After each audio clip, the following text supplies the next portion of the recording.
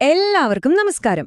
നമ്മുടെയൊക്കെ നികുതിപ്പണം, അതായത് പൊതുപണം, കേരള സർക്കാർ എങ്ങനെയാണ് ചിലവഴിക്കുന്നതെന്ന് എപ്പോഴെങ്കിലും ആലോചിച്ചിട്ടുണ്ടോ? വെറുതെ തോന്നിയ പോലെ എടുത്ത് ചിലവഴിക്കാൻ പറ്റുമോ? ഇല്ല, അതിന് കൃത്യമായ നിയമങ്ങളുണ്ട്. ആ നിയമപുസ്തകമാണ് കേരള ഫിനാൻഷ്യൽ കോഡ്. ഇന്ന് നമ്മളെ അതിലെ ഏറ്റവും പ്രധാനപ്പെട്ട ചില നിയമങ്ങളെക്കുറിച്ചാണ് സംസാരിക്കാൻ പോകുന്നത്. പ്രത്യേകിച്ചും ചാപ്റ്റർ 3-ലെ ആർട്ടിക്കിൾ 30 മുതൽ 50 വരെയുള്ള ഭാഗങ്ങൾ. ഓരോ രൂപയും എങ്ങനെ ഉത്തരവാദിത്തത്തോടെ ചിലവഴിക്കണമെന്ന് പറയുന്ന നിയമങ്ങളാണിത്. അപ്പോൾ നമുക്ക് തുടങ്ങാം, അല്ലേ? നിങ്ങൾ ഈ കാണുന്ന ചിഹ്നമില്ലേ, കേരള സർക്കാരിന്റെ ഔദ്യോഗിക മുദ്ര. ഈ നിയമങ്ങളെല്ലാം വരുന്നത് സർക്കാരിന്റെ അധികാരത്തിൽ നിന്നാണ്. നമ്മൾ നൽകുന്ന ഓരോ രൂപയും പാഴായി പോകാതെ ശരിയായ കാര്യങ്ങൾക്കു വേണ്ടി തന്നെയാണ് ഉപയോഗിക്കുന്നതെന്ന് ഉറപ്പാക്കുകയാണ് ഈ നിയമങ്ങളുടെയെല്ലാം പ്രധാന ലക്ഷ്യം. അപ്പോൾ എന്തൊക്കെയാണ് പൊതുപണം ചെലവഴിക്കുന്നതിനുള്ള ഈ സുവർണ നിയമങ്ങൾ? ഈയൊരു ചോദ്യത്തിന്റെ ഉത്തരമാണ് നമ്മൾ ഇന്ന് വിശദമായി നോക്കാൻ പോകുന്നത്. സർക്കാർ ഓഫീസുകളിലെ സാമ്പത്തിക ഇടപാടുകളുടെ അടിത്തറ എന്ന് പറയാവുന്ന ഈ നിയമങ്ങൾ എന്തൊക്കെയാണെന്ന് നമുക്ക് നോക്കാം. നമ്മുടെ ഈയൊരു വിശകലനത്തിൽ നമ്മൾ ആദ്യം ചെലവുകളുടെ അടിസ്ഥാന തത്വങ്ങൾ എന്തൊക്കെയാണെന്ന് നോക്കും. അതിനുശേഷം ഒരു ചെലവിനുള്ള അനുമതി അഥവാ സാങ്ഷൻ എങ്ങനെയാണ് നൽകുന്നത്, അതെപ്പോൾ മുതലാണ് പ്രാബല്യത്തിൽ വരുന്നതെന്നൊക്കെ ചർച്ച ചെയ്യും. പിന്നെ ഈ അനുമതിക്ക് എത്ര കാലം കാലാവധിയുണ്ട് എന്നതും നമ്മൾ മനസ്സിലാക്കും. അവസാനം ഈ നിയമങ്ങളൊക്കെ എന്തിനാണ്, എന്തുകൊണ്ടാണ് ഇവ ഇത്ര പ്രധാനപ്പെട്ടതാകുന്നത് എന്ന് സംസാരിച്ച് നമുക്ക് അവസാനിപ്പിക്കാം. അപ്പോ നമ്മുടെ ആദ്യത്തെ ഭാഗം ചെലവിന്റെ അടിസ്ഥാന തത്വങ്ങൾ. ഒരു വീട് പണിയുമ്പോൾ അതിന്റെ അടിത്തറ എത്ര പ്രധാനപ്പെട്ടതാണോ അതുപോലെയാണ് പൊതുപണം ചെലവഴിക്കുമ്പോൾ ഈ തത്വങ്ങളും. പണം ചെലവഴിക്കുന്നതിനു മുൻപ് പാലിച്ചിരിക്കേണ്ട ചില അടിസ്ഥാന കാര്യങ്ങളുണ്ട്. ഇത് വെറും നിയമങ്ങൾ മാത്രമല്ല, വിവേകത്തോടെയും സത്യസന്ധതയോടെയും പൊതുപണം കൈകാര്യം ചെയ്യാനുള്ളൊരു മാർഗരേഖ കൂടിയാണ്. ആർട്ടിക്കിൾ 40A പറയുന്നത് വളരെ ലളിതവും എന്നാൽ അതീവ പ്രാധാന്യമുള്ള 2 കാര്യങ്ങളാണ്. ഒരു സർക്കാർ ഉദ്യോഗസ്ഥന് പൊതുപണം ചിലവഴിക്കണമെങ്കിൽ 2 നിബന്ധനകൾ നിർബന്ധമായും പാലിച്ചിരിക്കണം. 1, ആ ചിലവിന് യോഗ്യതയുള്ള ഒരു അതോറിറ്റിയുടെ അനുമതി, അതായത് സാങ്ഷൻ ഉണ്ടായിരിക്കണം. 2, ആ വർഷത്തെ ബഡ്ജറ്റിൽ അതിനായി പണം വകയിരുത്തിയിട്ടുണ്ടാവണം, അതായത് പ്രൊവിഷൻ ഫോർ എക്സ്പെൻഡിച്ചർ വേണം. ഈ രണ്ടുമില്ലാതെ ഒരു രൂപ പോലും ഖജനാവിൽ നിന്ന് ചിലവഴിക്കാൻ പാടില്ല. ഇനി നമുക്ക് ആർട്ടിക്കിൾ 40B വരാം. ഇതിലെ ഏറ്റവും പ്രധാനപ്പെട്ട ഒരു വാക്കാണ് സ്റ്റാൻഡേർഡ്സ് ഓഫ് ഫിനാൻഷ്യൽ പ്രൊപ്രൈറ്റി. എന്താണിത്? ലളിതമായി പറഞ്ഞാൽ, ഒരു സർക്കാർ ഉദ്യോഗസ്ഥൻ പൊതുപണം ചിലവഴിക്കുമ്പോൾ അത് സ്വന്തം പണം ചിലവഴിക്കുന്ന അതേ ശ്രദ്ധയും സൂക്ഷ്മതയും കാണിക്കണം എന്ന അടിസ്ഥാന തത്വമാണിത്. നമ്മളൊക്കെ നമ്മുടെ വീട്ടിലെ ബഡ്ജറ്റ് ശ്രദ്ധയോടെ കൈകാര്യം ചെയ്യുന്നത് പോലെ തന്നെ, അല്ലേ? ഈ ഫിനാൻഷ്യൽ പ്രൊപ്രൈറ്റി എന്ന ആശയത്തെ നമുക്ക് 4 ലളിതമായ നിയമങ്ങളായിട്ട് തിരിക്കാം. 1, സാധാരണ ബുദ്ധിയുള്ള ഒരാൾ സ്വന്തം പണം ചിലവഴിക്കുന്ന അതേ ജാഗ്രതയോടെ പൊതുപണം ചിലവഴിക്കുക. 2, ഒരാവശ്യത്തിനു വേണ്ടതിനേക്കാൾ കൂടുതൽ പണം ഒരു കാരണവശാലും ചിലവഴിക്കരുത്, അതായത് ആവശ്യകതയ്ക്കനുസരിച്ചു മാത്രം ചിലവഴിക്കുക.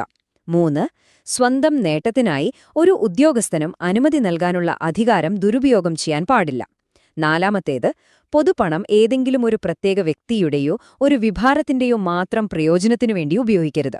ഇത് എല്ലാവർക്കും വേണ്ടിയുള്ളതാണ്. ആർട്ടിക്കിൾ 43 ഒരു പ്രധാനപ്പെട്ട കാര്യം പറയുന്നുണ്ട്. ഒരു ന്യൂ പ്രിൻസിപ്പിൾ ഓഫ് പ്രാക്ടീസ്, അതായത് ഒരു പുതിയ തത്വമോ അല്ലെങ്കിൽ ഒരു പുതിയ പ്രവർത്തന രീതിയോ ഉൾപ്പെടുന്ന ഒരു ചെലവിന് സർക്കാരിന്റെ മുൻകൂർ അനുമതിയില്ലാതെ ഒരു കീഴുദ്യോഗസ്ഥനും അനുമതി നൽകാൻ പാടില്ല. ഉദാഹരണത്തിന്, വിദ്യാർത്ഥികൾക്ക് ഒരു പുതിയ തരം സ്കോളർഷിപ്പ് പദ്ധതി തുടങ്ങുന്നത് ഒരു ന്യൂ സർവീസാണ്. അത്തരം പ്രധാനപ്പെട്ട നയപരമായ മാറ്റങ്ങൾ ഉയർന്ന തലത്തിൽ തന്നെ ആലോചിച്ച് തീരുമാനിക്കണം എന്നുറപ്പാക്കാനാണിത്. ശരി, അപ്പോൾ ഒരു ചെലവിന് അനുമതി ലഭിച്ചു എന്ന് വെക്കുക. പക്ഷെ അത് എങ്ങനെയാണ് ഔദ്യോഗികമായി മാറുന്നത്? അതെങ്ങനെയാണ് ബന്ധപ്പെട്ട എല്ലാവരിലേക്കും എത്തുന്നത്? അടുത്തതായി നമ്മൾ അതാണ് നോക്കാൻ പോകുന്നത്. ഒരു അനുമതിയുടെ അല്ലെങ്കിൽ സാങ്ഷന്റെ ഔദ്യോഗിക പ്രക്രിയ ഇങ്ങനെയാണ്. ആദ്യം യോഗ്യതയുള്ള അധികാരി, അതായത് കോമ്പറ്റന്റ് അതോറിറ്റി അനുമതി നൽകുന്നു. ശേഷം ഈ അനുമതി ഔദ്യോഗികമായി അക്കൗണ്ടന്റ് ജനറലിന്, അതായത് AGക്ക് കൈമാറുന്നു. ഇതാണ് ആർട്ടിക്കിൾ 45 പറയുന്നത്. അവസാനം ആർട്ടിക്കിൾ 49 പ്രകാരം ഈ അനുമതി ഏത് തീയതി മുതൽ പ്രാബല്യത്തിൽ വരുമെന്ന് നിശ്ചയിക്കുന്നു. ഇത് വെറും ഒരു ഓഫീസിനുള്ളിലെ തീരുമാനമല്ല, ഓഡിറ്റ് അതോറിറ്റിയെ കൃത്യമായി അറിയിക്കേണ്ട ഒരു സുപ്രധാന രേഖപ്പെടുത്തലാണ്. ആർട്ടിക്കിൾ 45ന്റെ പ്രാധാന്യം ഒന്നുകൂടി പറയാം.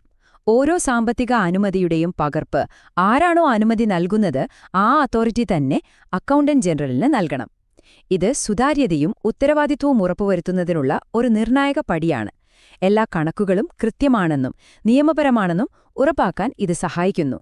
ഇനി ഒരു അനുമതി എപ്പോ മുതലാണ് പ്രാബല്യത്തിൽ വരുന്നത്? ആർട്ടിക്കിൾ 49 അനുസരിച്ച് ഇവിടെ 2 സാധ്യതകളുണ്ട്. ഒന്നുകിൽ ഉത്തരവിറങ്ങുന്ന അതേ ദിവസം മുതൽ തന്നെ അനുമതി പ്രാബല്യത്തിൽ വരാം, അല്ലെങ്കിൽ ഉത്തരവിൽ പ്രത്യേകമായി പറയുന്ന ഒരു ഭാവിയിലെ തീയതി മുതൽ പ്രാബല്യത്തിൽ വരാം. എപ്പോ മുതൽ പണം നിയമപരമായി ചിലവഴിച്ചു തുടങ്ങാമെന്നറിയാൻ ഈ തീയതി വളരെ പ്രധാനപ്പെട്ടതാണ്. നമുക്ക് അടുത്ത ഭാഗത്തേക്ക് കടക്കാം. ഒരു ചെലവിനുള്ള അനുമതി കിട്ടിയാൽ അത് എന്നേക്കും നിലനിൽക്കുമോ? ഒരിക്കലുമില്ല. അതിനൊരു സമയപരിധിയുണ്ട്. ഒരു ടിക് ടിക് ക്ലോക്ക് പോലെ സമയം പിന്നോട്ട് എണ്ണിക്കൊണ്ടിരിക്കും. വളരെ ലളിതമായി പറഞ്ഞാൽ, ഒരു സാമ്പത്തിക അനുമതിക്ക് കൃത്യം 12 മാസത്തെ കാലാവധിയാണുള്ളത്. ഈ 12 മാസത്തിനുള്ളിൽ ആ പണം ചിലവഴിച്ചില്ലെങ്കിൽ ആ അനുമതിക്ക് പിന്നെ വിലയുണ്ടാവില്ല, അത് കാലഹരണപ്പെടും. ഒന്നുകിൽ ഉപയോഗിക്കുക, അല്ലെങ്കിൽ അത് നഷ്ടപ്പെടും എന്നൊരു നിയമമാണിത്. ആർട്ടിക്കിൾ 50A ഈ നിയമം ഔദ്യോഗികമായി തന്നെ വ്യക്തമാക്കുന്നു.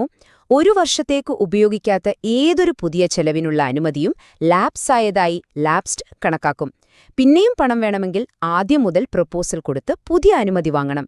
പഴയ കാലഹരണപ്പെട്ട അനുമതികൾ ഉപയോഗിച്ച് പണം ചെലവഴിക്കുന്നത് തടയാനും നിലവിലെ ആവശ്യങ്ങൾക്കും ബഡ്ജറ്റിനും അനുസരിച്ചാണ് ഓരോ ചെലവും എന്നുറപ്പാക്കാനുമാണ് ഈ നിയമം.